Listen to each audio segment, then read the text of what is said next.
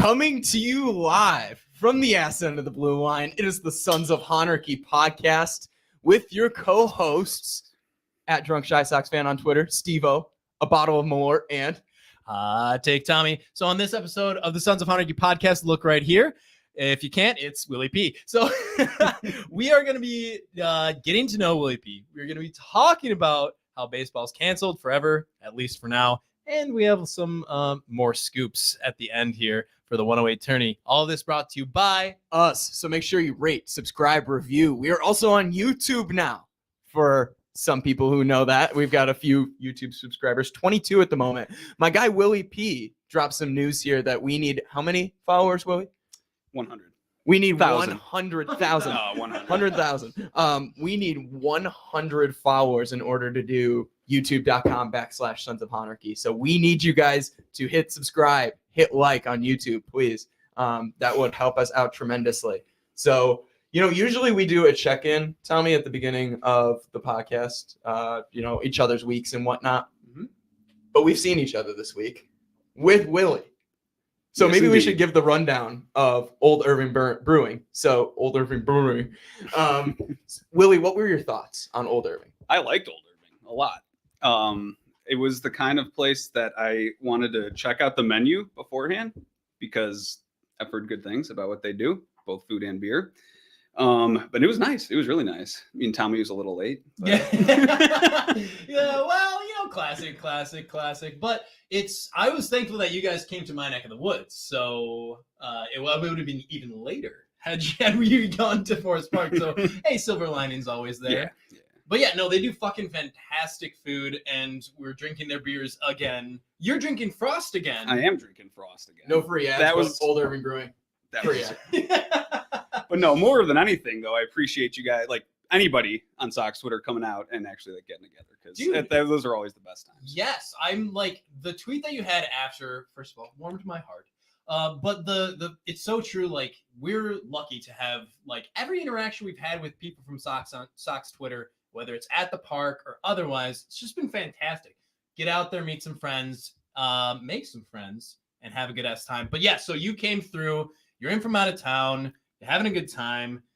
You're staying in Forest Park. I am. Yeah. Like a good half mile from where I'm at right now, which is super convenient. Yes. Even though we went halfway around the world Correct. Today. Somebody, Steve, forgot the laptop and the mics and that somebody is the man who's sitting to my right. If you're watching this, the person who is on your left to me.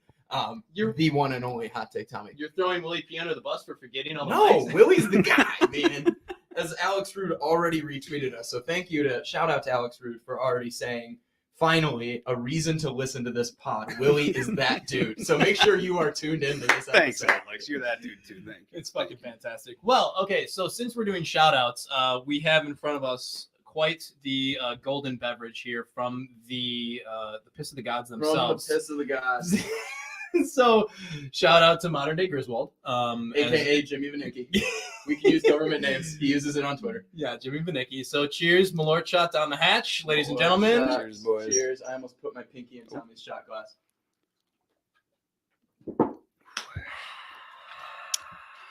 Love it. It always goes down nicely. Absolutely, and better with friends. No doubt. There's our recap for you guys on how our week's been. We've had a great ass time. That was Wednesday night meeting up with you, Willie.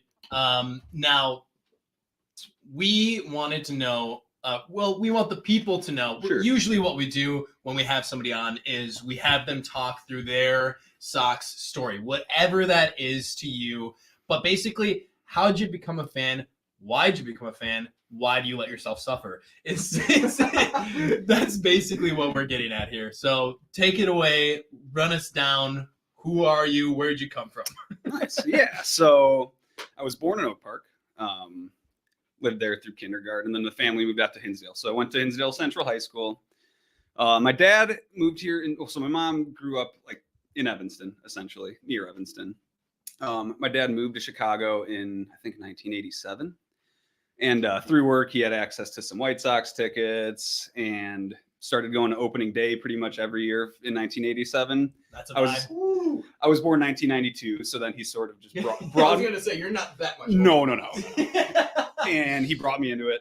So just started going to exclusively White Sox games, which is weird because my mom grew up a Cubs fan.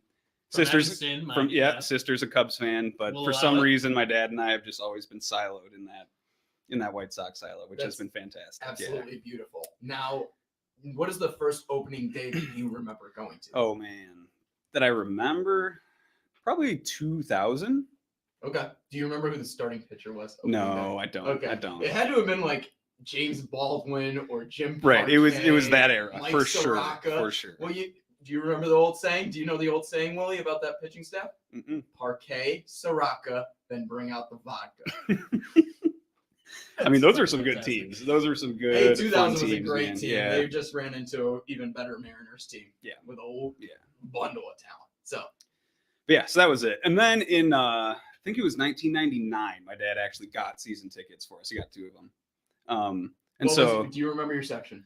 The section, so we switched sections. Below, I don't know exactly what the section was, but it was right field line, past first base. Like we were basically like in line where the right fielder is, like Gotcha. 5 rows So would back. it So been like we were like where the security guards sit and like on those little stools and grab the foul balls when they come down. Right. Yeah. So yeah. it would have been, you're telling me it would have been basically like the perfect seat to watch Eloy karate chop the left field ball. Yeah. Or karate Oh, kick. the other way. Other way though. I was right field, not left field. Oh, right field. My bad. I'm an idiot. So it would have been a great place to like be almost 108. Yeah, right? yeah. There we go. Essentially, yeah. We got an yeah. OG 108er here, folks. And then Basically. it moved up Yeah, fuck to the Beef club Bowl level. 2022. Yeah. Fuck Beef 2022, even though he's in the comments right here telling us to smash the like button. So thank you, Beef. No, he's being a fuck you, dick. Beef. Fuck you, Beef. No, we love you, Beef. Continue. I'm sorry. Dude. No, not at all. Then moved up to the club level, and that is where I had like the World Series playoff, all that kind of experience was up Fucking there. jealous, So it was man. Wait, so fantastic. in 05, Yeah. did you go to playoff games? Yes, yeah. So Which ones? went to game 1 of the DS, so saw the blowout, the Petsednik's first homer. Yeah. Yeah, that was an epic game. Then went to, and actually in different seats. We like swapped seats with some of our friends. It was in left field for the Creedy walk-off double, the Perfect place Ozuna for it. stolen base, the Perfect AJ place to watch strikeout all game. that, Yeah. yep.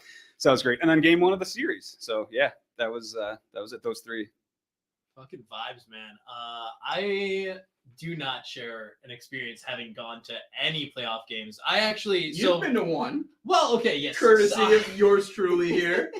Yes, that's true. I got to see the Sox get like Absolutely, dick massacred. slammed. Yeah. Yes. Was that the clincher last year? Oh no! We're talking this year. Literally the end of the season. Right, that's what I mean for Oh, Houston. Yeah, Oh, Houston yeah, yeah, clincher. Yeah, it was ugly, very ugly. Guy behind us was crying. Except you saw the Gavin Sheets homer. I did see the Gavin Sheets homer. Steve I was was in the out bathroom. That's nice. I That's should have nice. just stayed on the concourse the rest of the game. So blame it on me. Yeah, if you need a scapegoat, Steve's your guy. But that basically pours into my jealousy of pretty much both of you guys in this room. I fucking didn't see any important games going through my childhood. Steve's been to like fucking no hitters, playoff games, blackout, Tommy 500 home run. There have been a lot of blackouts at games that I've had. That is very true. And how many games last year? Like 30 something, 35? Went to 35 home games, Damn. maybe blacked out about a dozen of them. Yes, so fucking incredible. But you had season tickets growing up. That's like the biggest like pipeline to being a Sox fan. Yeah, that makes the there was no most sense in the question. world. So yeah, the torture that we go through now is it was warranted because I grew up in a nice little golden era there. Like I didn't really I didn't understand what was happening in 1994. I was like 2 years old. So Oh, that's fine. So I got the 2000s, I got 05, and now it's like, all right, So ready for another one. Let's go. So let me ask you this. I mean, you said your first opening day was 2000, so you clearly remember the blue seats. Oh yes. Do you think it was Yes. a better transition to go with like the navy green Yes. seats and background and scenery drop that they have? Definitely. Is navy green a color? I think it's technically forest green. I meant army green. I don't know why Or I said army navy green. green. Oops. Army, Navy. They're all the same. But right? yeah, I love the blue seats. Honestly, I thought it was kind of kitschy and weird. And I don't know. I like the green seats too, though. I think it looks nicer. It just looks nicer on TV. 1000% classier, but Classier, bit but more not as aesthetic I don't know. pleasing. Yeah, Yeah. That's what I've always loved about the Sox, though, is that Mhm. their stuff is so goofy a lot of the times. Like old Comiskey was a little goofy. The scoreboard is goofy. everything's goofy. So the blue seats just kind of like fit that. I 1,000%. loved it. But yeah. So yeah, but that's your Sox story. That's where you grew up, right? But having known that not only did you watch baseball a lot, you played baseball a lot. I specifically do not share that experience. Steve thinks he was the greatest, pinch runner in Rockford history. I think there are other people that would disagree. But hey, I was a courtesy runner for the Jacob Wessendorf. So hey, let's just say my speed on the base paths was very valued. The award is already starting to twist my tongue. It's great. But I would argue that you were probably more of a valuable player on your team than Steve may have been. No offense, but you're a runner. So run us through it. Run us through it. What was your career like, and what took you to the next level, basically? Tell us it all, man, from beginning to end. Oh man. So Pee-wee? Yeah. So yeah, I played Little League. I played T-ball. So yeah, I did all that, all the good stuff. Yep. No, and then my dad actually was a coach for my early day travel teams when I was in like elementary school, middle school. So that kind of just got me like into it and just loving playing baseball like basically 365 days a year when I could. And then yeah, I played on the Upper Deck Cougars for my travel ball stuff. The Upper Deck Cougars? Yes. As in Kane County's finest? As in just a random assortment of people from Illinois and Iowa. You're not a Kane Iowa. County guy. You grew up in. No, I grew up in Hinsdale. Hinsdale, which is western suburbs guy. What county is that? DuPage. Oh, it's DuPage County, baby. No, but Upper Deck Cougars? Upper Deck Cougars, yeah. No, it was just an assortment of people from Illinois, the Midwest in general, like Iowa, Indiana. Upper Illinois. Deck Cougars sounds like old ladies that take craps on the upper part of the toilet, but I never also thought about it putting on that way. younger I dudes. never thought about That's it that awesome. way. That's hilarious. Upper Deck Cougars. Sounds like honestly like a. I'm not going there. And that You was already did go there. First of We've all, gone there. That was the PG answer. Okay. that was the PG answer. So now that we've dumpstered the travel ball team. That Sure. you're on, Yeah. Take us through. Sure. that Yeah. experience. No, so I also played high school baseball and college baseball. Right, but yeah, right. so I was a third baseman for the most part as I was playing, but regular then Jake Berger. regular Jake Berger, except go. I was not good at third base. So that was an issue. I wasn't really good anywhere. I'm not that fast. Oh, you should have talked to Steve. I know. Yeah, I'm not a runner, You did so the you speed got me there. training Yeah. and you helped me with the arm training, which transitions perfectly to what you did. Did, what yeah. you transitioned to. So then I started pitching because I couldn't cut it as like a hitter. Infielder just wasn't happening. Yo, same. Overhand, I didn't throw super hard, so I started to drop down to like sidearm, low 3/4. Ah. And that's sort of like where I found it. So I basically became like a sinker slider, Now, person, did like that- a I was gonna two pitch, say, sometimes change up, Did but basically that help sinker with slider. velocity or just movement? Just movement. Okay. Yeah, didn't help with. I think it cut my velocity, so but For sure, that's for fine. sure. And I But it mean, was worth it because Yeah, that's the only absolutely. way I could actually. And do I it. wasn't Yeah. a velocity, and mind you, I never played high school or college baseball, so I was never on your level. But when I was playing in Little League, in middle school, okay, I don't fucking laugh at me. I'm so you sorry. fucking I'm so asshole. sorry. Hold on, you want to tell your baseball story? How you were afraid of coach pitch and you got hit once and then all of a sudden, twice. Yo, Here we fam. go. Okay, so sorry for the sidebar, but my my little league Please. story was a little bit different. I bounced out by about 5th grade because we went from coach pitch to kid pitch, and I had experienced in coach pitch. I was already a little skittish in the box, right? Coach pitch, I got beamed in the head twice, and beamed like it was probably like a loft throw. But, That's never fun though. But as a child, I was like, I'm being assaulted. Yeah. He took a 40 yeah. mile an hour fastball to the helmet and he's all of a sudden scarred. He's gonna carry me. Yo, for real. I couldn't stand in the box. And then kid pitch comes around. The 1 year of kid pitch that I did, I got hit in the shin. And my dad's like, oh, I'm gonna make you feel badass. Look, you can see the stitches of the ball in your leg. And I was like, fuck that. And then Tommy was like, therapy. No, what really happened is I was like, volleyball is a bigger ball and it doesn't hurt as much to get hit by. And so I went and played volleyball. Doesn't feel instead. great on your forearms, but Yeah, you get used to You get it. used to At least it's on your arms and you're in control of when you hit it and when you don't. fair. Nobody's throwing it at you directly on purpose. They're trying to miss you on purpose. So I got into that sport. See, but baseball's not about hitting people on purpose. Usually, it might feel that way, but That's tell fourth grade Tommy that, because he could have used that message. So now that Tommy's had his therapy session about baseball, let me bring it back. But I pitched as well. Now there was this really funny diagram that my dad sent me the other day, and I'll pull it up for you too, Willie, so you can see it. I wish I could share it with the crowd here too, but we're a little bit far away. As you can see, there's a more wide set picture here. Tommy and I are not sharing a bench this week, by the way, Fitz. So GFY. Now I'm gonna pull up this diagram here. It's so catcher is toughest kid, coach's kid is pitcher, strongest kid is third base, which I'm gonna be honest with you, Willie. You said you played third base. Were you the strongest kid? Were you the buff no, I just sort of like fit the profile where like I wasn't tall, I wasn't skinny, and I was athletic enough. So it was that perfect mixture until until it stopped working. Yeah. Right.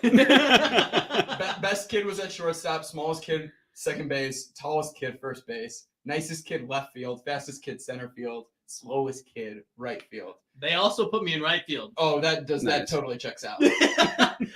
And I'm not even hating on that for your athletic prowess, but you're 5'6" on a good day. On a good day. Good when I'm wearing shoes. Exactly. And that definitely does not help your gait when it comes to running. No, so it's like me and Andrew Vaughn, Right. really same scenario. Right. So I felt Yeah, I you're the fit the same. bill. The weird thing is, like, when I was in Little League, I fit the bill of like a few of these things. Like, I'm not gonna tote myself as the toughest kid, but I played some catcher because I had a little bit of grit, a tiny bit of grit, just enough. Tiniest catcher in the league. Possibly. No, I was a little bit thicker in my middle school years, So coach's kid, I was actually the coach's kid in middle school too. My dad was my coach for multiple years. Once I transitioned out of Boys and Girls Club, which was super competitive in the Rockford area, and I transitioned back to the youth league that was through my hometown, Roscoe Rockton, just north of Rockford. And I started raking there. But I also got the opportunity to pitch. And then fastest kid, I was there's a not politically correct term to describe me that I got in high school, which describes me throughout like my late elementary to high school. It's hustle F word. The gay slur. So I will say that was my nickname. So I played a lot of center field as well. So this diagram I relate to very much here. Yeah, so that being said, you made that transition from third base to pitcher. Was your dad still involved with the team? we were that was done after like 6th grade. Gotcha. Didn't want to Gotcha. get it when it got like actually competitive. He was like, yeah. So Same. You went to Yeah. Hinsdale South? No, Hinsdale Central. Central. Hinsdale Is there a Central. South? There is a South. Yeah. See, It's weird. They're not in the Okay, same well. conference, but yeah, there is a Hinsdale South. They're not even in the same conference. No, That's they're in a hilarious. different conference. Yeah. Now, Yeah. what was the competition like on the high school level for you? It was okay. Like 3A, 4A? honestly, I don't even remember. Whatever the highest Oh, number 4A. was for baseball. So Yeah. 4A. Yeah. Okay. But it was funny because I grew up. I went to kindergarten and like continued going to synagogue with some of the kids from Oak Park. So like we had this inter competition like OPRF versus Hinsdale, which is funny. Yeah. And Fuck OPRF during my time had some like really very good teams. So that was our competition. Wabansie Right. Valley was good. So like Okay.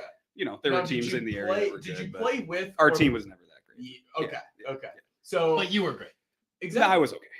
Hey man, D3 talent, baby. And that transitions to college, which I'll get to in a minute. Sure. But I want to ask you, during your middle school, high school years, who were some of the best players you played against and played with?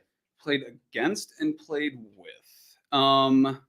Trying to think. In high school, like didn't play against a ton of actual pros that are pros now. Yeah. Like I don't know, Mike Anderson was pretty good. Okay. And there were a couple people from like Downers Grove South that.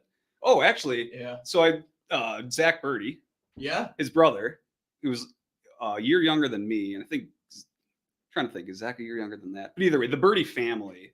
Yeah, They're- Birdie's our age. Yeah, so they did. Zach. They were Downers Grove South, so we faced the Birdies a couple times. Okay. I mean, I wasn't a hitter at that point, so I Right. didn't actually Did they face it. look, But like, did they look that good? yeah, and they were like getting recruited, so people were like, "Oh, okay, so like this is a Birdie Okay. person." Yeah. Okay. Um, There was a family like that in the Rockford area for cross country. The Yunks. They were infamous for being like the family of runners. So like I feel that Yeah, on yeah. a level. where it's like it feels weird because it's high school, but like people know who people Absolutely. are at that point. Yeah, and you played travel ball. Yeah, too. yeah. And in travel ball, that's where like the more fun part is because that team actually that I was on was very good. I was like the worst of the bunch, but I was still within that group, which was pretty fun. And I had my role for Yeah, sure. yeah. But yeah, so I played with both Charlie Tilson and Jake Junis for That's like almost fucking 4 years, crazy. 3 or 4 years. Yeah. Charlie Tilson, the Chicago Dog. Chicago Tilson. Jesus, stop feeding me alcohol, please, for the love of Christ. I'm done. Yeah, what happened to Two Drink Tommy? Two Drink Steve is coming out strong today. But yeah, I'm so found out hungover. today that Charlie Tilson's a Chicago Dog now, which is kind of cool. Yeah. Yes, and so yes, like all of the conversation on baseball being canceled, which we'll get to.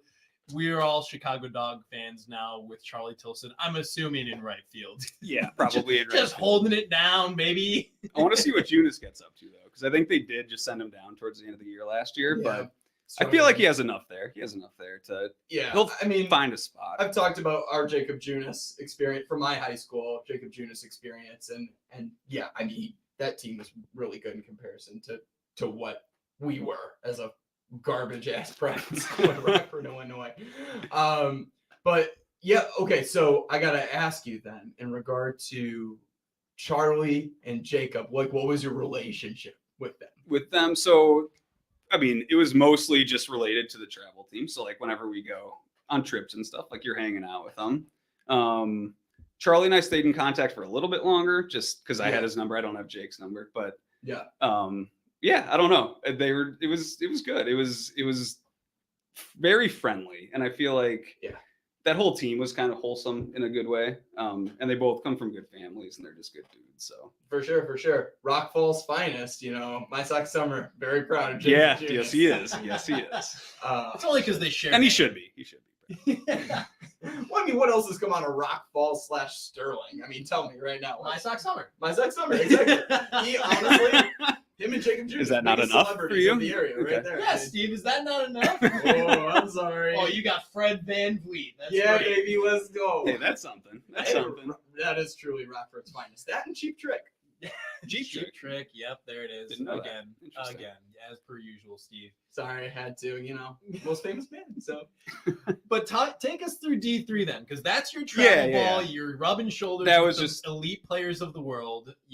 Now you're going into D3, more elite players. the big leagues, baby. Nah, You already the know. Me big, and big- you both know. yeah, everybody Former knows the D3 Midwest athletes, Conference. baby. Big. The thing is, you made it all 4 years. I did. I did make it all 4 years. Yeah, I was a captain for 2 years, but Woo. no. So I just like went to Shit, like dude. little showcases because like that's what people on my team were doing. So Yeah. I was like kind of going doing the same thing. Realized Division 1 wasn't happening. Right. Totally fine.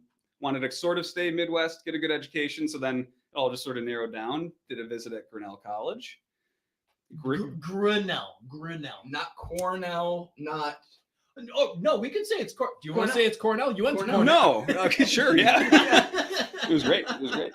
No, but right between Des Moines and Iowa City. So like very rural Iowa, small school, like Oh, smaller yeah. than my high school. So it was Oh, that's funny. it was a good experience, but it was a great experience. I mean, I've made For sure. What was that and this is a totally off baseball question. Like, what was that transition like to go from a bigger high school to a smaller college? it was I liked it a lot actually. That's cool. Yeah, because my high school is very like I don't know, Hinsdale, it's very like sort of just like a white bread school. It's just kind of like that Dude. call it Yeah. what it is, right? Yeah.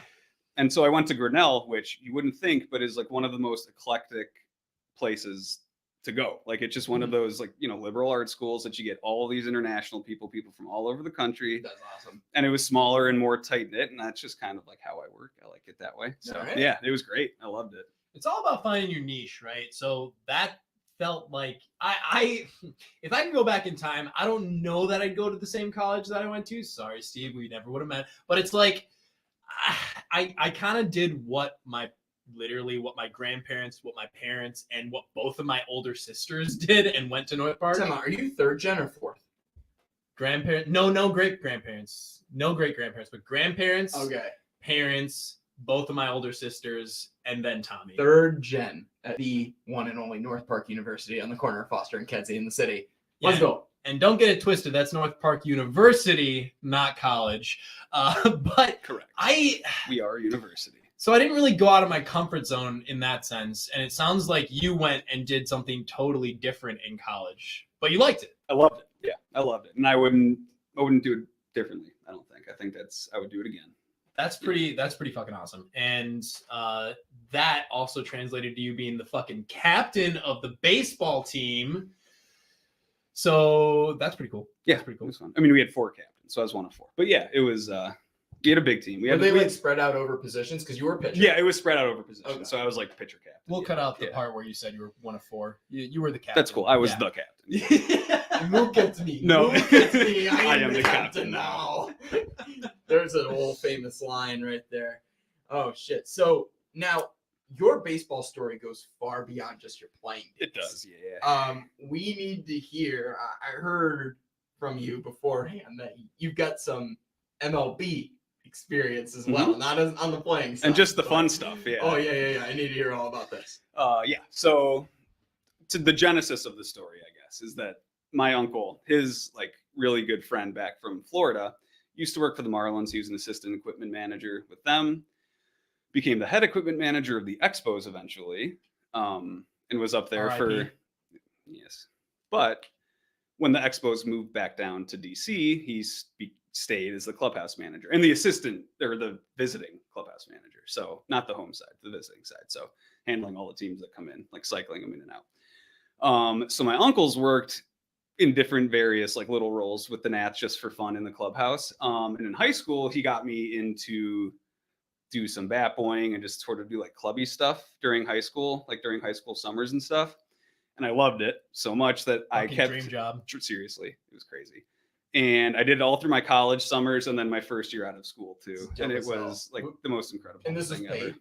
This was paid, yeah. That's not paid very well. It was not paid very well. They paid you as little as you could, but yeah, it was fantastic. Yeah.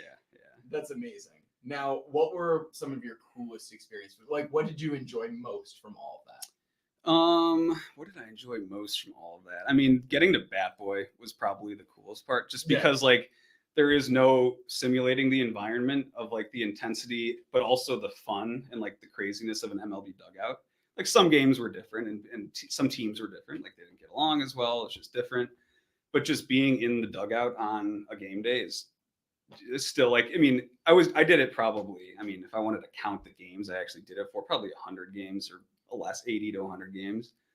But even like the 80th or 100 game, it was still like nerve wracking. You're still out there. You're still like, hell yeah. It was crazy. Yeah, sure. I mean, you're literally rubbing shoulders with celebrities in a very real way. Like, here's your bat. Yeah. and in a very personal way too, because like that was just the fun part of it, was like the actual once the game starts. But we were there, we received the truck with all their equipment from where they came from. We unpack it all. We do the laundry they just came with because they don't do laundry beforehand. We have to do it when they get here. Oh, those assholes. Laundry was a huge part of the job. Laundry and cleaning shoes and all of that. Yeah. So it was a lot of it's a little grimy too. It gets very grimy. Yes, oh, yeah, yes. Absolutely. But it's worth it because it's weird juxtaposition of like having it be very grimy and very like hands-on, wearing gloves, like doing shit, but then also get to Bat Boy and be on the field during the playoffs, which is, you know, that's crazy. And during the playoffs too. Yeah. So there was the 2014 NLDS when the Giants were in town. Go Giants. I was the Bat Boy for that one. They didn't. It's not that they didn't trust me, but they just had the home side Bat Boys do it typically for the playoffs. But in my last year, Rosie was just like, "Yeah, go ahead." That's cool. That's cool. Yeah. Well, you have a really cool. Tommy's a big Bruce Bochy lover. I mean, if Bruce Bochy. Never mind, I'm not going there. Well, let's put it this way: if we were Spread gonna, his no, cheeks. no, if we were going to hire an old retired manager, it shouldn't have been Tony. It should have been Bruce. It should have been Boch. But you got a cool Boch story, so you want to tell us that one? Sure, yeah. So during the playoffs, like the players always get in there. 2 days in advance. They're there practicing. They're getting used to the environment. They're taking batting practice, infield, all that stuff for a couple days, just getting used to it. And then, and I was in charge of the manager's room as far as equipment and everything. So I would, once laundry's done, I'd take all the manager stuff, go hang it up, put his shoes in there, clean them up, put them away. When I was in there the day before the series started, Bochy looked at me and he goes, Boch looked at me and he goes, all right, I'll give you $100 if we win tomorrow. I'll give you $100 if we win game 2, and I'll give you an extra 100 if we win both. Motherfucker. That is the coolest shit. He's literally laying bets with the bat boy. Yeah. Like that's fucking vibes. Anyway, continue. Yeah. So Giants end up winning game 1. They end up winning game 2, which I can't remember if it was 1 or 2 was the longest. It was an 18-inning game, which was like tied for the longest game in playoff history. This is okay. Quick sidebar. Tell that fun fact because that's actually a really weird thing that I feel like nobody in baseball shares with you. This experience. You were at. So I was the bat boy for that one, and then when I was living in LA for that 1 year, I was there. I went to the World Series versus Boston, where that 18-inning marathon happened there too. So I was at both of the longest postseason games in history, which is wild. It's so just random. Like that shit I feel like could only happen to somebody who's like a crony who's in the game at like as many games as possible. A fucking bat boy. Yes. So I went to the World Series game alone because like nobody wanted to pay whatever it was for the ticket, which wasn't actually that absurd, all things considered. It was very reasonable. Pretty cool. I still went alone, but it was awesome. Yeah, it was a great experience. I had to run off for a second as our live viewers just saw. Somebody was just going around collecting political signatures. Typical. Did you sign? Yes, to get them off the porch. So no, and I'm glad I heard the Boch story before this, so I didn't miss out on that. Now, but Boch, you said you got the first win with him. I don't remember if you got the full $300. Yeah, he did. So the way it happened was they won both games in DC, and like that's all he was worried about. He's like, while we're here, they only had 2 games in DC because it's the NLDS and it sucks, and they only play 5 games. But they won those 2, and then they won them all. And so we were like packing up their stuff, and like usually getaway day is like super quick. Like once the game's over, it's like pack the shit up. They're getting ready. They like, shower fast, get dressed fast, and they're out of there. But during the playoffs, there's like that gap kind of time. So they were taking their time, and like we were putting stuff away. So I just walked over to Bochy's room and was like packing up his bag for him and everything. He's like, where the fuck's my money at? He's like, I owe you something, don't I? That's amazing. And I was like, didn't want to say yes, but I was like, for sure. You said something. Made him word. I was trying not to, and he did, and he stuck to it. So that was really cool. Yeah. Now we did have Fids in the comments here on YouTube, and he asked about the weirdest player routine. So I'm kind of curious. The weirdest player routine. Weirdest player routine that you ever saw. Wow. Can you keep it PG? Yeah, no. I think the weirdest thing you see is just like there's always that one rogue guy that sort of has his own idea for how to warm up. Like everybody's sort of like they all go out there for BP and they do like a quick little like what are they called? Dynamic warm up sort of thing. And they all kind of do it together. They play catch. And then like occasionally you'll just see like a catcher out in the bullpen doing some weird like armband squats. Can't think if there's anybody specifically that I can remember, but I will think about this as we keep talking and then I'll bring it back. That's pretty cool though, just to know that there's usually, if not always, one eclectic guy who just doesn't quite. And it's either a catcher or a pitcher typically. I love that. Yeah. I love that. Were you that guy at all? No. I was pretty like straight edge as a pitcher. Yeah. I like kind of broke the mold of being a weird pitcher, but I think that helped me.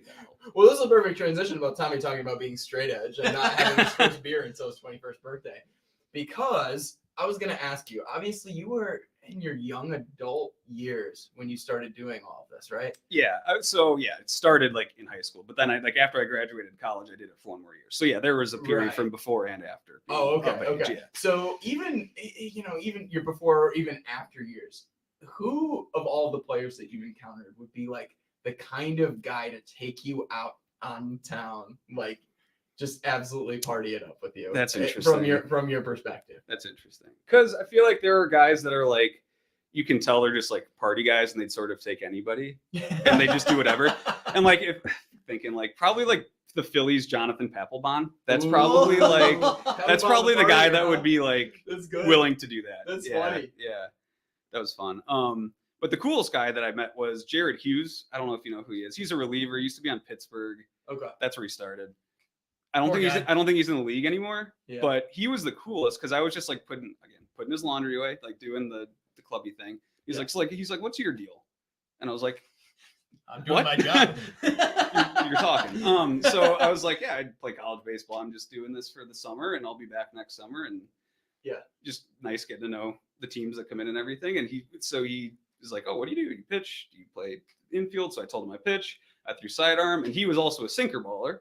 And so he was like showing me how to throw a sinker, like just right there in the club. I was just like, he was in like shorts Absolutely. and a t-shirt. Yeah. Was that helpful for you? Yeah, it was super helpful.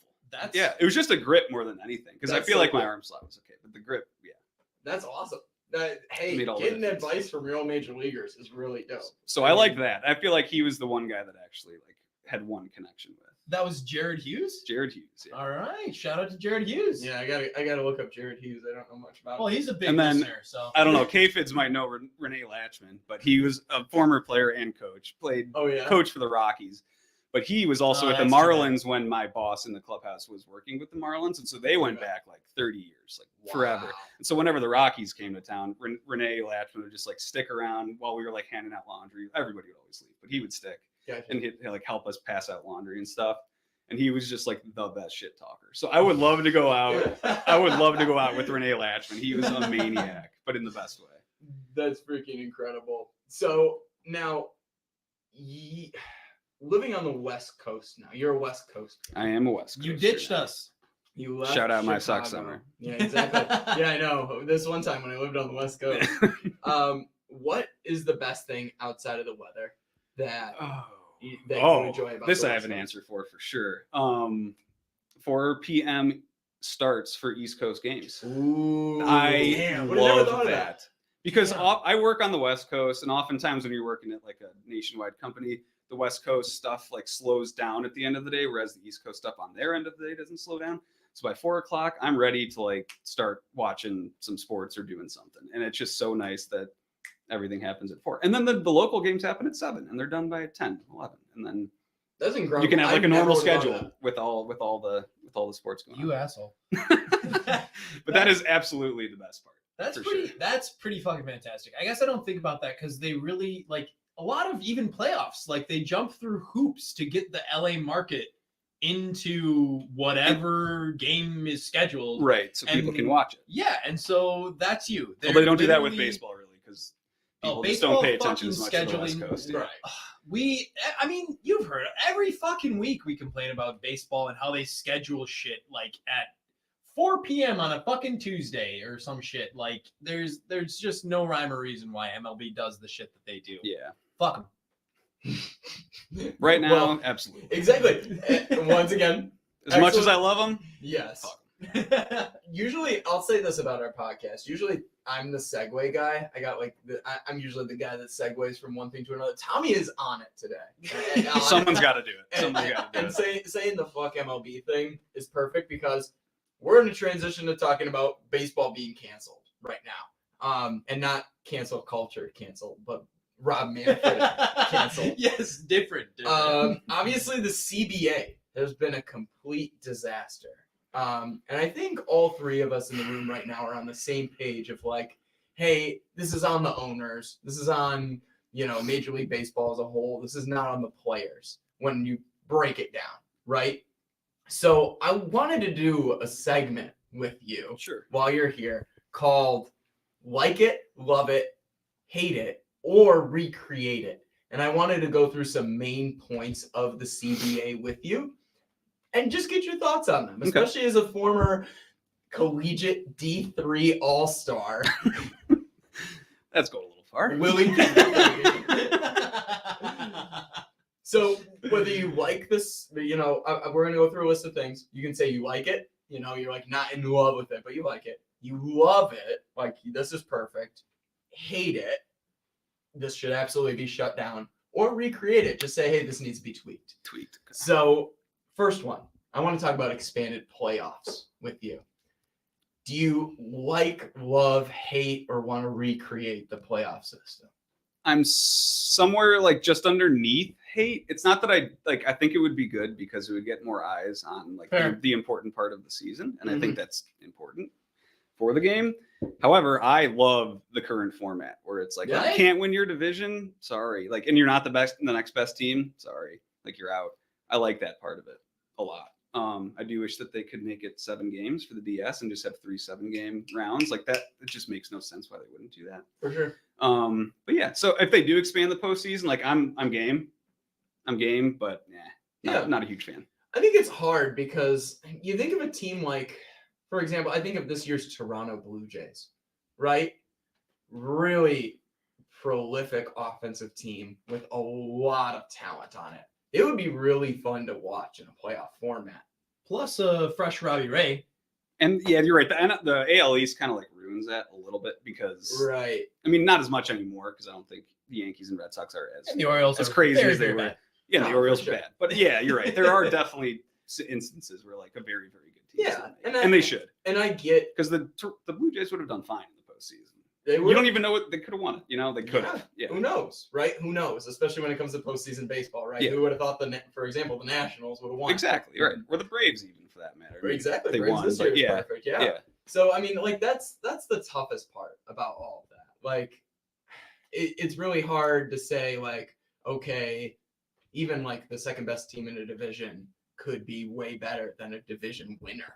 And that's a lot. But it happens all the time, though. Yeah. So I get a little bit of expanded postseason. I like 12. I hate 14. Yeah, that's where I am too. If they're going to do it, 12 is more than acceptable. I'll still be like just as happy. But yeah, 14 seems kind of excessive. Should be good. And then the 1-2 buy. Do you like the 1-2 buy thing? I don't like buy. I don't like the buy. I'm anti-buy. So what would you do in that case? This has been brought up by so many people, not an original idea, but I love the idea of the top seed picking opponent because I think that you get more teams in the postseason that way and you get eyes on it. It's like they could make it like a little like event, like a tiny event to make it like this is like the picking. So like we're going to have an hour-long MLB Network special where we pick. Or ESPN. I think ESPN wanted or ESPN, that shit up. I mean, oh my God, I think that would be amazing. Yeah. Get the team captains on there. Like, have like fucking Tim Anderson or Jose Abreu on there saying like, yeah, we want to play against the fucking, I don't know. Right, and then explaining it. You know, like they don't even have to explain. It just can be like, or just be like, what we're doing. F you, we want these guys. Yeah. Like, see you in hell. Like, exactly. Hey, Tampa Bay, ready to go fucking toe to toe like that?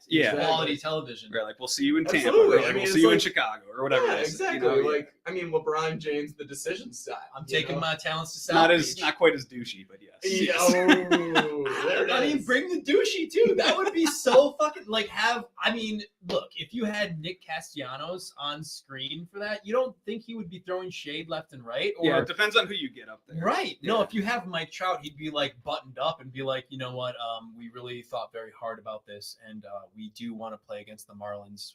And it's like, meanwhile, if you had somebody be like, how the fuck did the Marlins get in the playoffs? Yeah, we'll play those guys. Yeah. Like that would be fucking quality TV that this league fucking needs. They need some kind of thing. Oh my God. That's actually goddamn brilliant. I know it's been said before, but thinking about it in the sense of like a TV event. Yeah. That's cool. Right before the postseason, then you get that. And then now all of a sudden it's like, oh, eyes are on the postseason, which really is like the issue. That's the issue. Right. Exactly. It builds up that momentum for the postseason. Yeah. Now, the next one, I know we were talking about getting more eyes on Major League Baseball. And I think Major League Baseball offered the right thing and they're heading the right direction with the universal DH. Would you agree or disagree with that? Yes. I love the universal DH. Me too. Huge fan. Huge fan. I know. So we're all agreeing, which is like not amazing. But my whole reason for it is like I don't mind the theory, the idea of pitchers hitting. They just don't take it seriously. Like if they were good at it and they tried and it wasn't just such a liability every time they come through the lineup and you couldn't just like work your inning around it as a pitcher being like knowing the pitcher's coming. It's just like that part of it kills it for me. It's like, what are we doing? Watching a guy take 3 or 4 pitches, just like literally not even move their bat. Yeah. Like that happens so often. I know. Like, it's just, I don't like so it. It's icky. Yeah. So I don't like bad. That. Yeah. It's a poor product. When full stop, it's a poor product. But that being said, like you do have a lot of touch points in national leagues, whether it's you live in San Diego now, Padres are good, you're going to games at Petco Park. Why do you keep saying that? I just get it wrong. I'm sorry. I don't know. It sounds weird. You sound Very weird. So you're going to Petco Park. You literally bat boyed for the Nationals.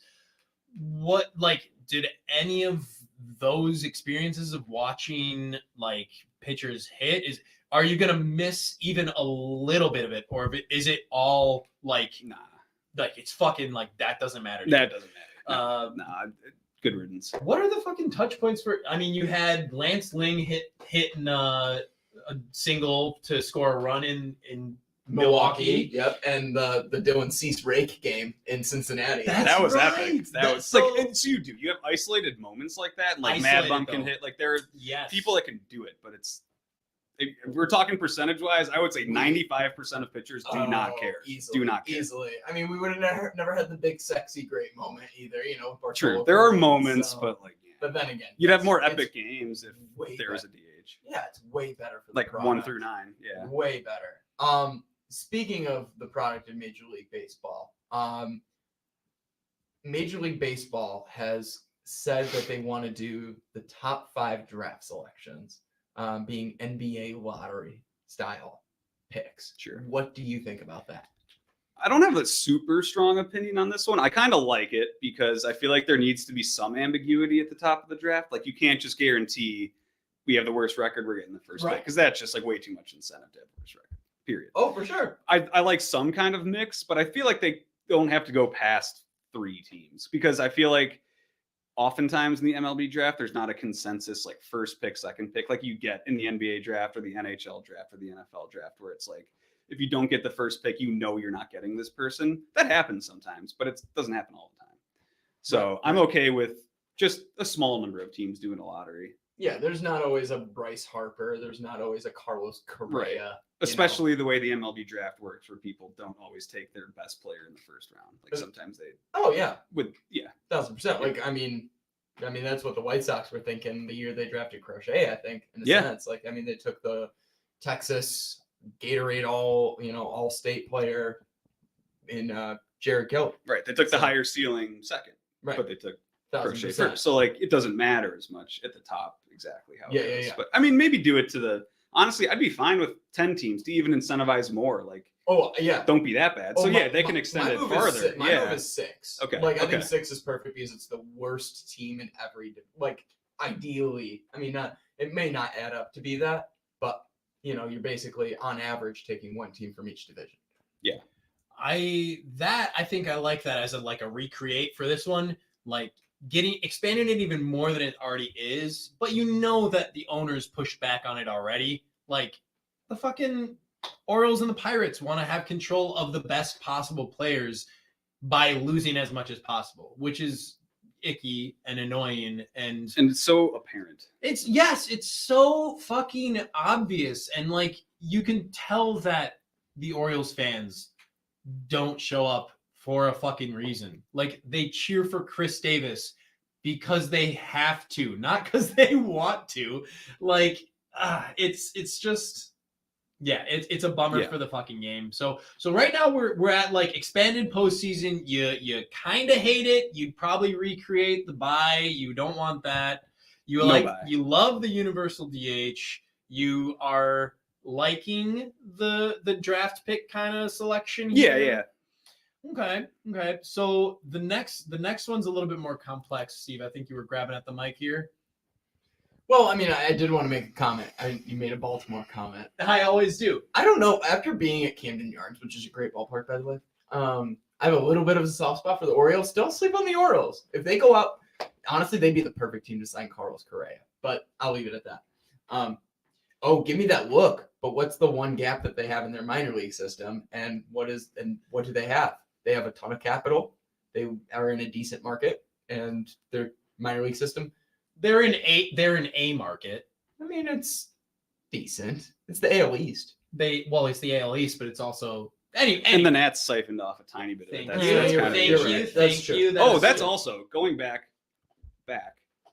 one of the coolest experiences I had in the clubhouse was every year the Nats and Orioles would do a series, and every time the Orioles came, when I was there, Buck was the manager. Ooh, Buck is pretty gruff, pretty particular. Entertaining. Yeah, Yes, I love him. I love sure. Buck.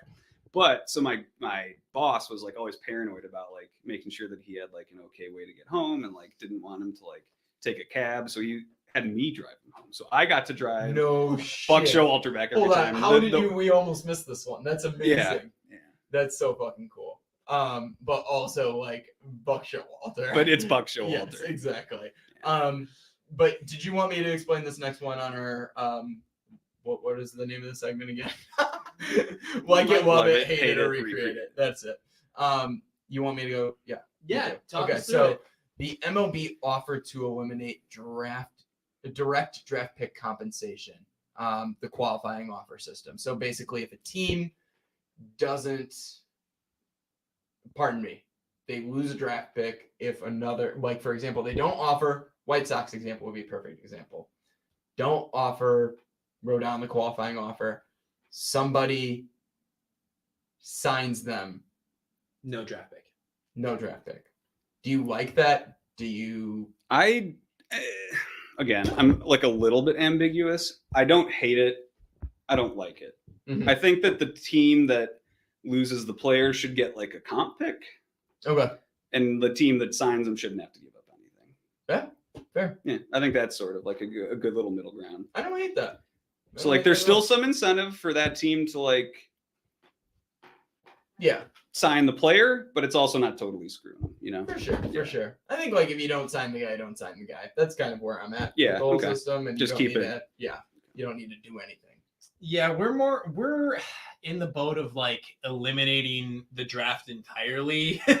So it's I know. Yeah. So you are, yeah. Oh, I'm 1,000%. Because it's like, I don't know, like this whole. I feel like the attitude of like a player should wear one uniform their entire career is very old school. And I mean, mind you, I'm thankful for the Paul Konerkos. I'm thankful for the Jose Abreu's. I'm thankful for the Frank Thomases, even though he went to the A's for a second. Like And the Blue Jays.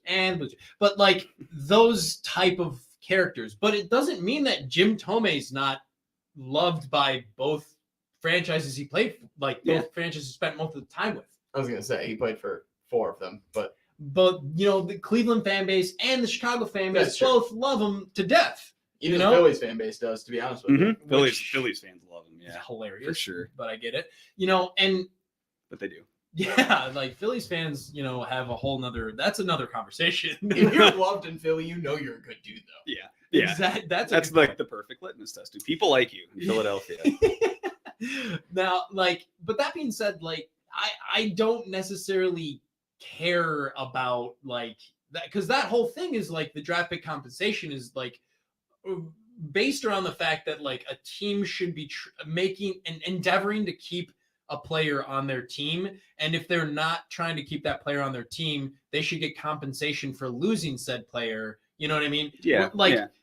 it's all like that's all centered around the idea of like club ownership of a player, which I Hate the idea. I just have, I have a visceral, like, this guy shouldn't be fucking owned by a club that selected him at 20 years old. Like, he should be And able he to... has no agency in anything. Exactly. Really. Like, Yeah. if I belonged to the club that selected me, in quotes, at 20 years old, I'd still be at Luz. Like, fuck, I don't want to work at Lou Malnati's for the rest of my life just because they selected my contract. You know what? Like, that's the business side The of it. scale is a little different.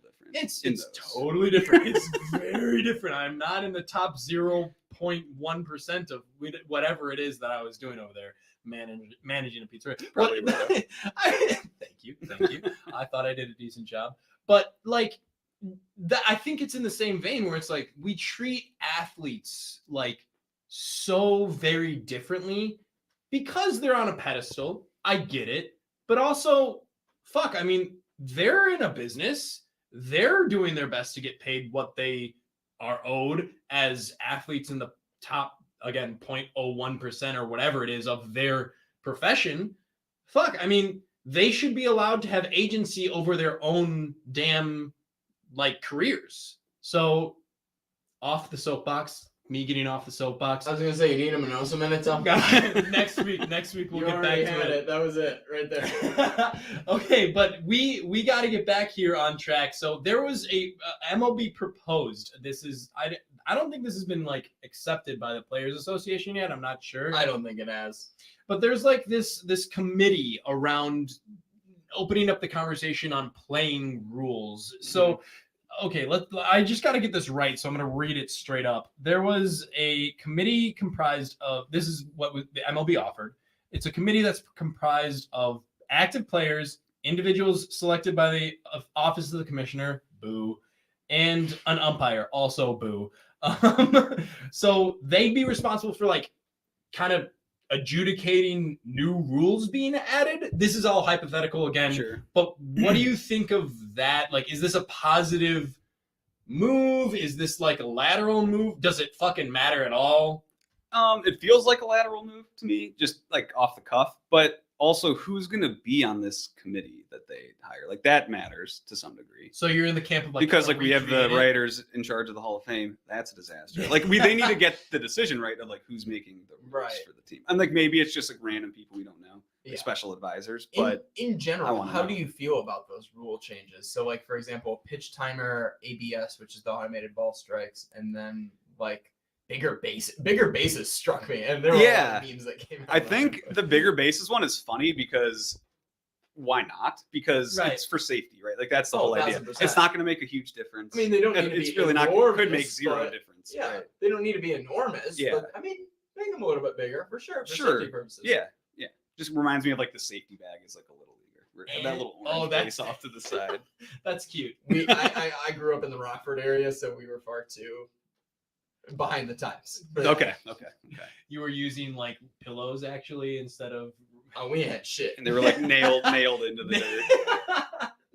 No, I'm sure you guys had nice plastic bags that were very with the time. Anyway, you're fine over in Rockford. When's the first time you pitched with a rosin bag? That's a real question. Oh man.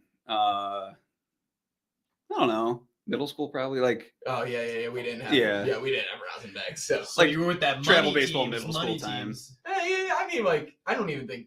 it's not even that crazy. Maybe some I of the don't travel think. baseball Yeah. teams did, but we. Oh yeah. I think it depends on the That's nice. tournament you're into. I don't Yeah, know. at least it in- feels like middle school, Yeah. maybe high school. There's a Yeah. reason why, like, my first year back in the league that I played in for like my last 4 years of baseball, like, I think my batting average was at the end of the year almost 700. So like, yeah. Oh yeah, your man's can rake, Tommy. 700. Your man's can rake. You're doing the Oh, I like, went like 3 for 4. Like, I like just like. swinging bunt, like run as fast as you can. Shit. No, I had a little bit of pop, not a ton of pop. I wasn't Chris Haynes. That was our third baseman, the big kid who could slug Who it can- out yeah. with a big Like arm, you. but- Yeah, Like Willie sure. P. We'll go with that. Yeah. But I was like Nick Madrigal mixed with like I was Nick Madrigal, to be honest with you. I So roll. that's Insert Alright. eye roll. one home run. No, he had a couple. Before He did, left, he so- did, he so. did.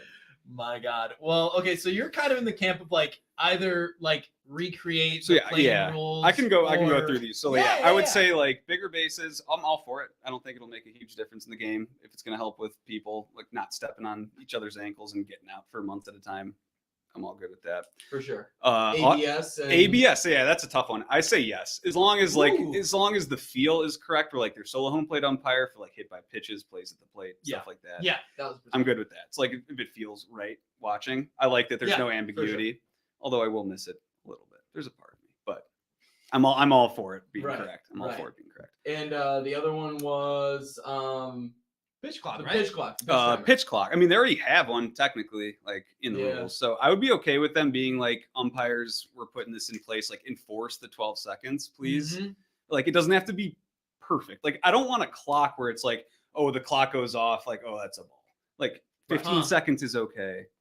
10 seconds is okay if you're Mark Burley. But like, just I think there needs to be more like enforcement For of sure. just like speed the game up a little It's- bit. Like it's not nuts. have the umpires be like, yeah, do whatever you want. Just be like, all right, let's go. Exactly. Let's It's go. nuts that I can get like through a 6-4, like 6 runs to 4 runs game on MLB The Show in less than an hour, but an entire Major League Baseball game is 3 plus. You know Yeah, 3.5. Yeah. exactly. Yeah, I mean, fuck. Even if it was just like the pitcher takes over 12 seconds once, the umpire calls time, flags him, says, hey, first warning, like, and then like you're allowed to go, like, even if that was like a 13-second pitch or whatever, it doesn't necessarily have to count as a ball, right? It doesn't have to be like an immediate horrible hey, consequence. That bitch, feels very weird like, to me. yeah, exactly. It's like, oh, I went 13 seconds, like whatever. But like also, hey, there's your first warning. Here's your second warning. An inning later, like, yo, you need to make sure that pitch is under 12 seconds. And then third time you do it, hey, look, that's a ball. Or something like that that's reasonable. There's a way to do it, in other words, that I agree with you. Steve, you have to disagree. It's a podcast. Nah. All right, next one. Like, love, hate, recreate. There's this idea of service time and trying to figure out this whole manipulation of service time. So the MLB offered that players finishing first and second in Rookie of the Year voting would receive a full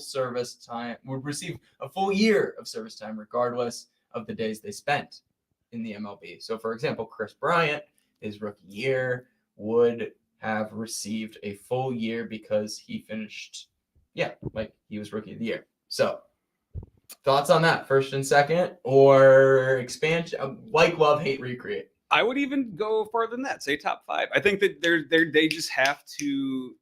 I don't know, because then you kind of incentivize the teams away from doing it. But I think that if you call a guy up, he can be up for as long as he needs to. And if he is going to be top 5 Rookie of the Year, then your team's way better off for it.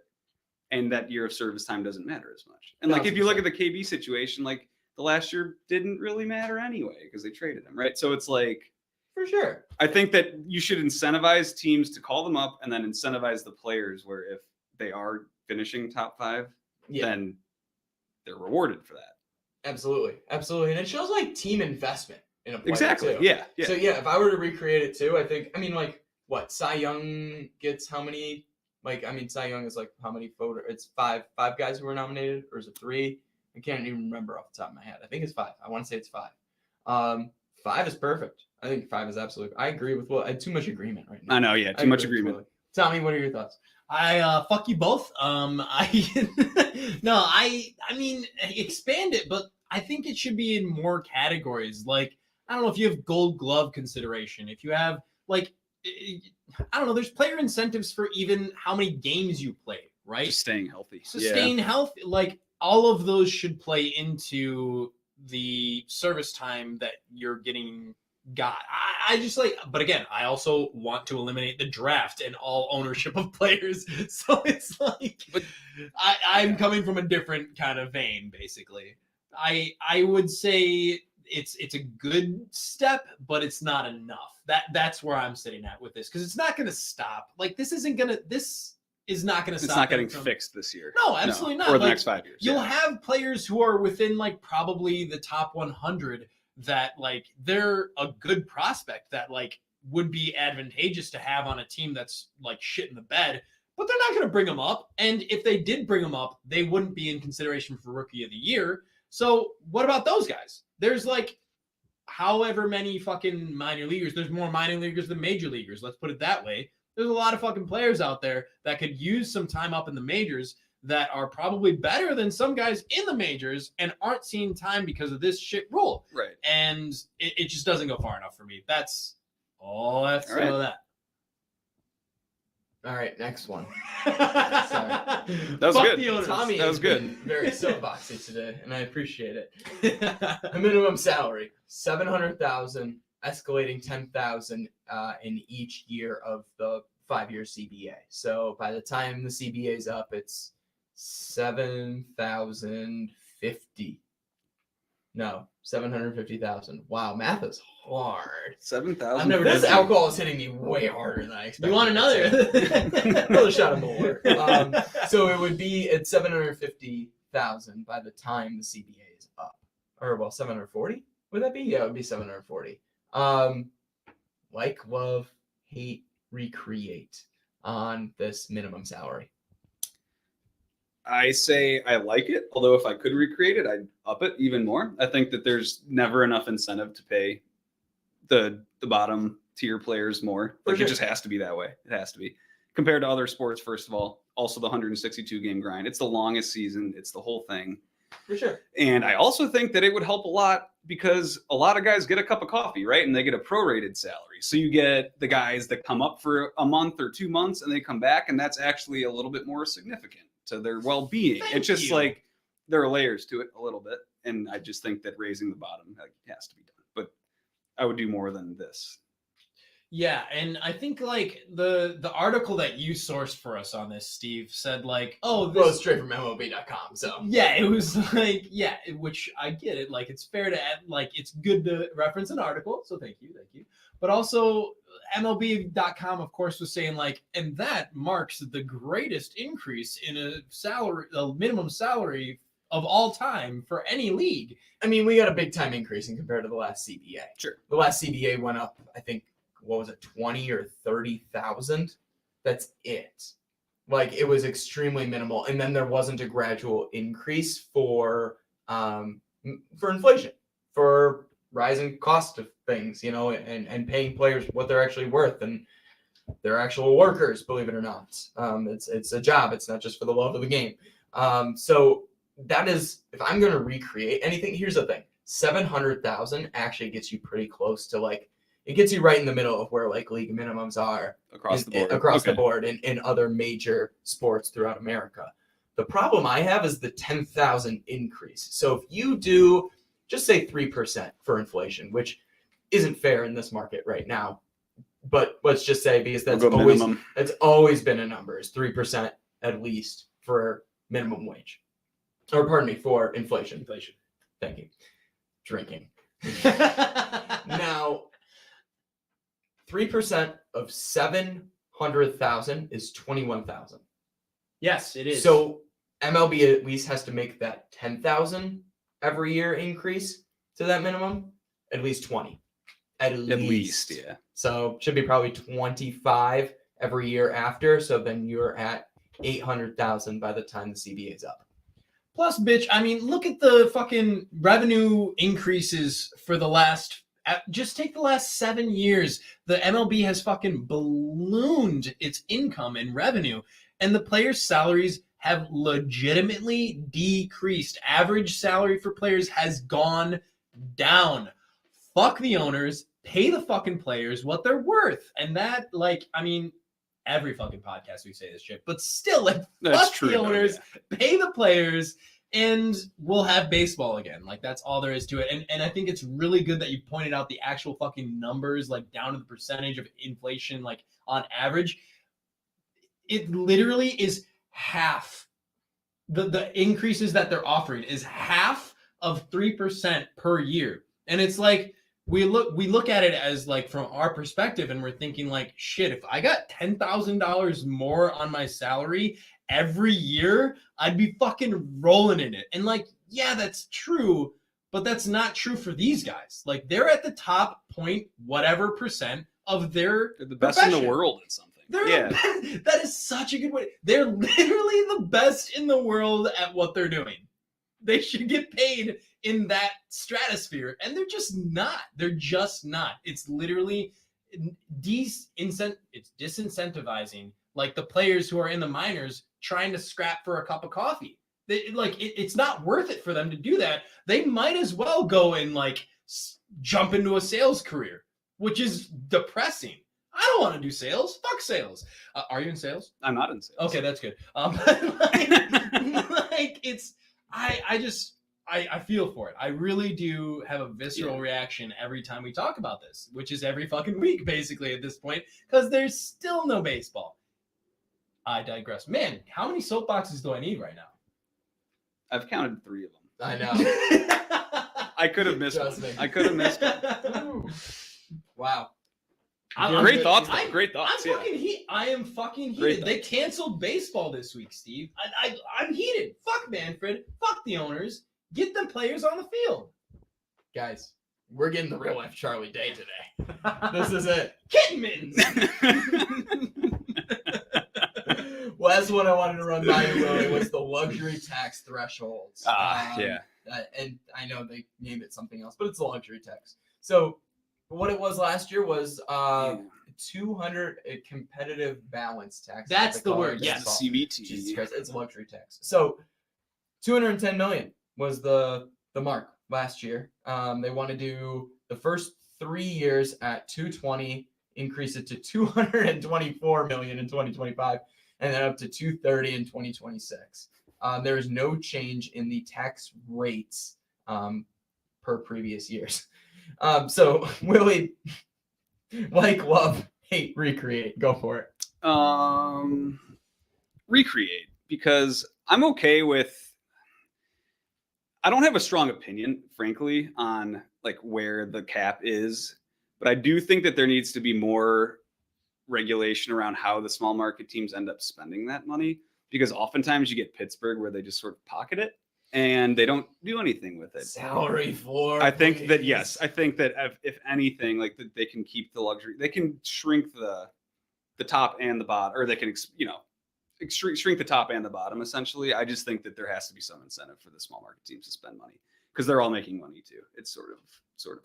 Absolutely. I mean, some of these small market teams are even more profitable. Yeah, than because the they big don't market spend teams, money. because- Yeah, exactly. Right, and they need to Exactly. spend the money. So if they're gonna get something off the top from the Dodgers and the Padres, and they're gonna get some of that, pump it right back into the roster, like immediately. Like that's where it has to go, Absolutely. to the players.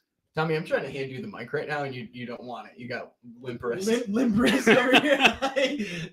This is sharing a mic, right? It's absolutely ideal. But Is this another soapbox? Is that why you're? it looks like you're trying to get me on one, because like fuck this, like okay. All right. If Yeah. you say fuck the owners, well, I get it. It's not enough. And then once again, I'll bring it back to inflation rates, right? If a team is willing to spend, as teams absolutely should be, especially if they're in their contention window, Jerry, then these numbers have to increase with inflation. So for example, say your first year is 220. That's fine, sure. 220, inflation's what, 3% minimum? So 220,000 times 0.3 or 0.03. You just take a decimal off of that. But yeah. 220,000. I'm doing math here on a calculator, ladies and gentlemen. 0.03. We've got let's say 7,000 every year, right? $7,000 every year. So I mean, ultimately we end up at a number that's higher than 230 after 5 years. Yeah. So raise it, let's say 10 million. I think 10 million is fair after every year. So 220, 230, 240, 250, or 260. No. Between 3 and 5%. You go with What? you were saying 7 mil. Yeah, 7 mil, not 7,000. You said. Pardon me. Yes, I don't know why I said 7,000. I think I'm typing in numbers wrong. I typed in 220,000, not 220 Yes, million. there you go. It was the right idea, folks. The same numbers, not enough zeros. Decimal points are hard. Yeah, but talk about fucking like again, it's hard for the everyman to understand. It's like 7,000 is a life-changing amount of money, like in a given month for all three of us, I'm assuming, unless if you're making bank over in San Diego. Anyway, but it's like $7,000. That's like that would get you a lot of shit as like a regular consumer. The problem that I typed in this number, I typed in 220,000, and for some reason on top of my head, I thought that was 220 million is a problem in regard to how much I make. Two drinks Steve. Yes, exactly. I'm 2 drinks Steve. I'm taking your role today. That's my moniker, sir. Increase it 10 million every year. If you want to start at 220, fine. End up at 260 by the end of it. And I think that's actually what the players union proposed. It's really not that absurd what they're proposing, but the owners are just like, no, fuck that. And you know what? We don't give our Chuck a lot of credit on this podcast. We really don't. Chuck Garvin? That's right, the Chuck Garfine. So I listened to something he had to say recently, and it was this past week he came on his, White Sox Talk podcast and said there are a lot the teams that are pushing the hardest against this are obviously the small market teams, but it's also teams that are in the same division as the Dodgers, who are right at the luxury tax, the Yankees, who are right at the luxury tax. And it's like, it is actually a competitive imbalance in the next season for these teams to up it right away. Because as soon as you up it, even 10 million, that means that the Yankees can sign another player right away and like still be under the threshold. They want Craig Kimbrell. Yeah, do Oh no! So the White Sox, that's fucking. Hey, we are a White Sox baseball podcast, and we're an hour and 15 minutes in, and we've barely talked about White Sox baseball. Yep. Can I? Here we go. I asked in the car, you guys, to come up with your most ridiculous hot take. Well, not most ridiculous, but at least one hot take for the White Sox season this year. Now that you brought up Craig Kimbrell, I gotta say it. Craig Kimbrell. This is your hottest take. It's not Rolaids anymore. What is the sponsor? Oh, man. What is the Pepto-Bismol. sponsor for Pepto-Bismol? Isn't it Pepto-Bismol or something? No, I think it's Rolaids Rolaids. It's Rolaids. It's Rolaids. Yeah. Oh, yeah. Rolaids. It's the alliteration. Yeah. Is going to be Craig Kimbrell. That's Oh, my hot take. Damn, dude. I didn't even tell you mine. Let's That was get it. Yes. very Give close it to to us, mine. Willie. No, that was good. That was Oh. no. I had a backup one just in case, but mine was going to be Craig Kimbrell goes nowhere and he pitches like he did for the Cubs last year. Wow. We get that Craig Kimbrell, That's and then fucked up all of a from sudden both it's of you like guys. Super Bowl then. Yeah. With everyone kind of freaking right now. That's what I'm The saying. question is the money and if we have enough to Right. to fill in Exactly. the obvious holes. But So what's that other hot take? Because we all know Tommy's is LASIK Lopez here. He's gonna be the ace for the staff. Full stop. All right, but yes, that's like that Yeah. is my hot take. It's ongoing. It's probably gonna happen. Y'all are gonna have to eat it when he is out here pitching no after no. Anyway, continue. You had another one in your back pocket. You said. I did. I anticipate something going wrong with a Gavin Sheets or an Andrew Vaughn, and I Absolutely. see Jake Berger being like an enormous part of this team by the end. Yo. Not enormous, but he's going to be like a very Oh, impactful guy. You said enormous. Okay, I'll say enormous. That is are you hotter, saying- so I'll are say you saying enormous. Jake Berger, 26-man roster in the playoffs. Yes. In the playoffs, fam. Playoffs? The play- Yeah. Yes. That is. All right. And I don't know what the role will be exactly, but he'll be That- there. Is second base. And they're going to have to make a decision on how to get him into the lineup at some point. Yeah. Moving on, Moncada back to second base. Please, no. Please, God. I'm not going that far, but yeah. Yes, exactly. That's incredible. Can Yohan stay healthy forever? You never know. That's Who's next? That's a good question. Now, I mean, I hope so. That's why Obviously, the I power love the diminished. guy, I'm but telling you, that's why the power diminished ever since those injuries in 2019. long COVID. he did have Yeah. play a lot of games last Sure. year. Like, I'm not really questioning his. Like, I just you never know. You For just sure. never I know. think those sliding injury. He had one in particular sliding injury, sliding into third, and it fucked up his shoulder. I think that plays a big part into his power, Mhm. like his diminishing power number. So Fam, slide in legs first, please, for the love of God. You were a player, didn't you get taught to slide in leg first? They didn't really teach us one way or the other. he's pitcher. Remember, Oh yeah. I was good at running bases though. That was one thing I could do. Okay. courtesy runner Willie. Yeah, I could be courtesy runner. Yeah. That's fantastic. Well, okay, like what I really wanted to like appreciate the hot take sidebar. That's fantastic. I loved it, all of it. It would literally be getting back to the luxury tax thresholds here.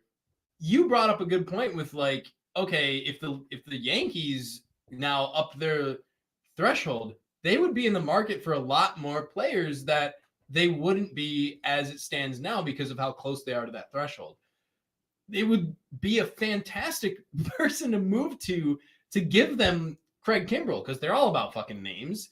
It would be a competitive advantage if the fucking owners would up this luxury tax threshold this year for the White Sox. That's Which is funny. Yeah. yeah, I never would have thought of it that way. So that's fucking brilliant. I'm gonna cheer even harder for this shit now because I didn't care about the luxury tax threshold before, but now I have no idea who the White Sox would get back from the Yankees, though.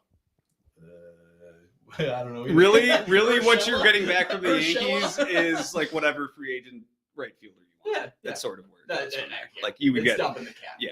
you would get Gardner, something, is but he still alive? No. Okay. Anyway, so I like that kind of wraps like the meat of what we wanted to talk about here today. But fuck, Steve, there was a big life thing that happened. Oh, Life yeah, thing. let's Call go. it a life thing. That's a life. This is a life thing. This is cool. This okay. It's White Sox Twitter news. Internet life. Yes, the White Sox Twitter news that is encompassing this whole room. Your ego is bigger than can fit it. No, your persona, your online persona has grown even more. I'm honestly, I just want to celebrate with you that you got picked to be the co-host of the 108 Tourney release party on March 10th. That's cool. That's exciting. Do you have any like explanation on why you think you're the guy? I spend too much time on Twitter. That's my explanation. I'm honored, first and foremost. So thank you to Beef, thank you to my Suck Summer, thank you to Treasy, specifically Beef, because he's the one who puts the tourney together. But, you know, all three guys had to agree on somebody. I know I wasn't the first choice. That would have been Unprotected Socks. I already know I'm a better teacher than him and a better so the shade. I do want to know who they said on the pod. They had like 5 candidates or so, and they had to whittle it down. I want to know who For the other sure. 5 were. I know I mean, I you- could probably think. I know for but- sure UPS was one of their options, and there was some. I don't know if he could commit to all of the things that they wanted him to. So, Okay. That being said, really grateful for the opportunity. I had to sell concert tickets on that Thursday night to do Good this. man, So good that's how man. much I am invested into this. I've actually already started to draft up my comments on the bracket because for those of you that don't know, these bracket leaks, well, obviously they might or might not be coming from the bracket because I have my eyes on the bracket now. So I got to keep hush hush about it until Thursday. That being said, You can I do have that. typed up some You can do comments. that. So I'm very, very excited for this. It's a big break for the at Drunk Shy Sox fan brand. It's And the Sons of Anarchy and, brand. and I was going there next, and obviously for the Sons of Anarchy, which, you know, for those of you that are watching, none of you live right now. Yeah. But that being said, I'm very excited. As I've already said 3 times, and that's a good way to say it. You know, Yeah. it's a big deal. It's such a big deal that literally I was supposed to go to a concert with a fiance and sold And tickets. you So are no longer going to the concert. hopefully, exactly. Hopefully, our internet holds up strong enough. Oh. Because we have very suspect internet in this apartment of ours with plaster walls. So I'm actually going to the router is in the kitchen. I have a desk in that room over in this direction here. I'm going to pull the desk into the kitchen, set up, do a little backdrop with like a little, you know, White Sox flag, 108 stuff, and be there in the kitchen recording. So, and we still have easy access to the fridge for beers because I know I'm gonna need quite a few. Yeah, that one's going to be a long one. I honestly, that's cool to know that there's going to be a makeshift command center for this shit. Like this is the big time. This is the big time. So that's fucking cool. And you know, I'm excited for you. Obviously, this is huge for you, I know, and it's huge for us. And damn, Mayday Parade lost out on a big fan. They're in Milwaukee tonight. I might be driving up. Oh, that could still happen. I could still see them do the full album play. We'll see what happens between now and 5 o'clock, though. Fam's gonna be like banging at the door. Please let me in. I just drove up from the north side or west side of Chicago. Oh, west side. West Yeah. suburbs. Sorry, I apologize. Oh, no. I ain't west side, west side. Kids be wilding out. I teach them. Hey, you're still in Cook County. Yeah, you're in Cook County. And you're, Cook County, baby. and you're teaching the youths of the West Side. so. Youths, baby. All right. Willie, I'm going to throw any last thoughts to you, baby, because you are our guest, and we are extremely grateful that you joined us. Thank you for giving us your Sure. time. Yeah. No, I'm extremely grateful for you guys too. I'm just really glad that we could actually make this happen. And you And flew in from San Diego for this, so we're Yeah, thankful. just for this, yeah. Just for us. Yeah, there was no wedding. There was nothing else going on. Yeah. No, it was great. No, seriously though, it was awesome. Like I appreciate you guys like making the time to make it happen, and then thinking of me to actually do it. And Oh my God, yeah. it's been awesome. Yeah, it's been awesome. We some scrubs, so Willie, thank you. for giving us your time, honestly. You ain't no scrubs. You're good. Oh God, yes. So I again, like just to reiterate, we're so thankful to have you on. This has been fucking fun. Final thoughts being that, you know, fuck them owners, Steve. Yeah, you want me to say it Yeah, again? there you go. Yeah, so obviously it would be ideal for like all of us to be at the ballpark at some point. Who knows when the season's gonna start? Bob happen. Nightingale thinks May 1st. So Oh, and he's bringing bagels too. Did you see that? fucker, that asshole, Green Bay is trying to save face after ruining our nights. Okay, that's enough of that. Bob's done miracles on me, though. I'm done with you. Okay, drunk Shy Sox fan. Emphasis on the drunk. Do you have any final thoughts for us, good sir? Absolutely not. I can't believe I had 1 beer and 1 shot of Malort, and I'm feeling this way. I hate it right now. I need You had a food. fun night last night though. Yes, this is the leftovers from last night. I should have brought 2 bagels for you, not just the one. Now, I guess that brings us to the last and final tagline for the afternoon. In Han, we trust. Willie P is my man. So you must follow him on Twitter. I don't know, Willie, give us the tag. I can't name it off the top of my head. In you boys, I trust. I mean the Twitter tag, Willie. At Willie P _W socks. At Willie P _W socks. Make sure you follow Willie. This is my guy. Always supportive of us, and we appreciate it. He's a listener. He doesn't get bored of our voices amazingly. Have a good day, everybody. We'll see y'all around. Bitch. Oh.